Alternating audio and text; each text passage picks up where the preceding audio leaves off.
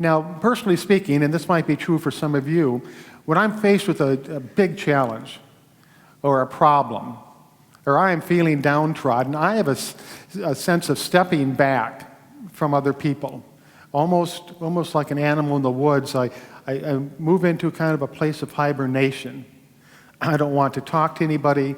I don't want to talk about my problems. I just want to be kind of alone. And many, many years ago, I was going through an extremely difficult time, and I lost my job, and with that whole slice of connectedness with my coworkers that I saw every day kind of disappeared. And then I got a divorce, and that sense of connectedness with that family social circle disappeared. And then I stepped back from my life, and more people disappeared until I got to the point where I was just kind of alone. And I didn't realize it at the time, but I felt this is okay because I don't want to see anybody anyway. I quit answering the telephone, and I just kind of secluded myself, went to a job at 5 in the morning, got off at noon, and that was it. Well, in the midst of all this, I thought, I have to do something. So I flew to Chicago for a week, just to get away from it all, to get away from Kansas City and anybody that I might happen to run into. One afternoon, I decided to go to the movie, and I asked the hotel people where the nearest theater was. They told me less than a mile away, so I walked there. I got there a half hour early. Across the street from the theater, there was an old tavern. In front of the tavern, there was a dilapidated old card table and a folding chair.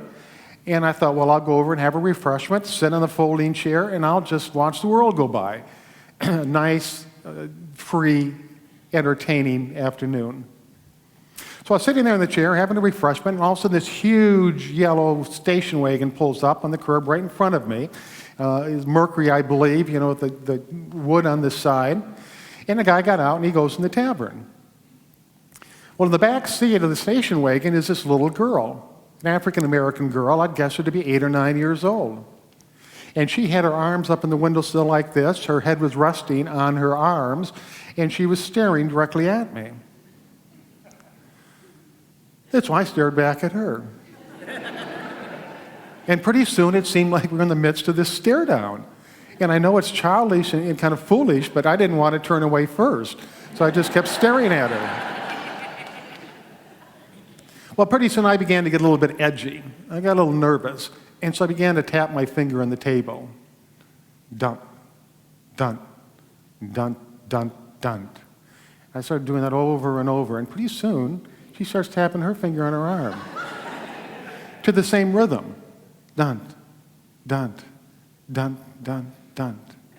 So I stopped tapping my finger. She stops tapping her finger. Pretty soon they go dun, dun, dun, dun, dun, dun. She does the same thing. I left my finger up ready to tap, but I don't put it down. She lifts her finger up ready to tap, but doesn't put it down. I go dun, dun, dun, dun, dun, dun, dun, dun, dun, dun. She does the same thing. I go 2 or 3 minutes without tapping my finger at all. And let me remind you that all this time we're staring directly at each other. Then all of a sudden I lift my finger up and tap once real quick. She's right on it. Lifts her finger up and taps real quick. Well, this went on for about 15 minutes. And it began to kind of intrigue me. Then all of a sudden the guy she was with came out of the tavern, got in his car, and he started to drive off. And for the first time, her facial expression changed. And as she drove away, she got this huge smile on her face, showing these bright, white, brand new 8-year-old teeth. And I watched the station wagon as it went further and further away, and all of a sudden, she blew a kiss to me. And I was so stunned that I couldn't even wave goodbye. I just sat there and watched the station wagon until it disappeared. And I never saw her again. But in that moment, something happened to me. It wasn't a God moment. It wasn't Jesus talking to me. It wasn't magical. It wasn't. Something happened to me in that moment where all of a sudden, just like that, I was popped back into life. Where all the problems and all the challenges that had gotten me down that I was dragging along with me didn't matter anymore. It's that little girl touched me Somehow, some way, in such a simple little way, she touched me and let me know what life could be all about. Two people engaging in the same experience and having fun, or sharing the same emotion. And I thought about that because it's still with me today. When I find myself in those time periods where I'm kind of pushing the world back, I think, wait a minute, you're pushing it back because you've got one problem that you're dealing with. Bring the world into that. Hold your hand out for their support. Get connected to somebody. Because there's no greater experience in this world than two people sharing the same emotional experience. That is oneness. At class this morning, we were talking about this, and it's miraculous when you come together and you put your self-consciousness aside and you put your worries about the future aside and you put all of the regrets and the remorses about the past aside and you open yourself up to engage with another person or a group of people, and together you share the same experience. Now, we do that here on Sunday mornings when we all laugh at the same time. We're sharing the same emotional experience, and that feels good. That's why we continue to come back. Or if we hear a touching story, or an announcement of sadness that somebody has passed, we all feel that same emotion. And it's that sharing of that emotion in which we experience God. God is it all. God is every one of us. And when God comes together in two different expressions, you and me, and the you disappears and the me disappears and the us emerges, that us is sacred. Two people becoming one in an emotional experience. Now, why am I talking about something that happened 20 years ago? Because it was special. It did something to me. And today, I hope that little girl is someplace, and I hope she is doing good. I send out prayers to her periodically. Maybe she's in college, maybe she's a mother, maybe she's doing something else. But she touched a heart that day, and she doesn't even know it.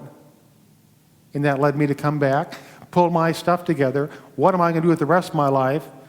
And I came to Unity.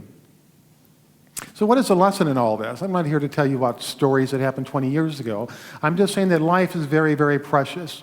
And whether it's a connection that you make that only lasts for a minute with somebody you've never seen before, but you come together and something funny happens, you laugh together, or you discuss something together and then you move on. It's that connection which life is all about. And when it comes our time to leave this world, we're not going to think about how good did I do at my job, how much money did I leave in my savings account, gosh, I wish I would have bought that new car when I was younger. We're going to think of those connections that we made, the people that touched us because they become a part of us, they become a part of our soul, they become a part of our spirit. And that's what allows us to grow and to richly experience this beautiful thing called life. Now, after the service today, we're going downstairs for a picnic.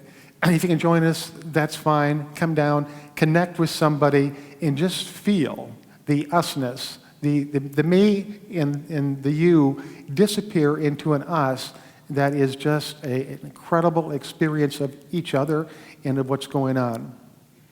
If you can't make it to the picnic, go out and just touch somebody to the point where they open themselves up, and together the two of you share an emotional experience. On Sunday mornings, continue to return. And that's what the total aim of this service is for us to connect. At the end, when we hold our hands and we sing the peace song, we are connected. And I would hope at that point in time that we're thinking about the words, we're all praying, let there be peace on earth, let it begin with me. And we're having the same emotional experience that can happen. So as they move into meditation, I invite you to make yourself comfortable. And just relax. Take a deep breath. Close your eyes as we listen to the music. And know that life is good all the time. Life is good all the time.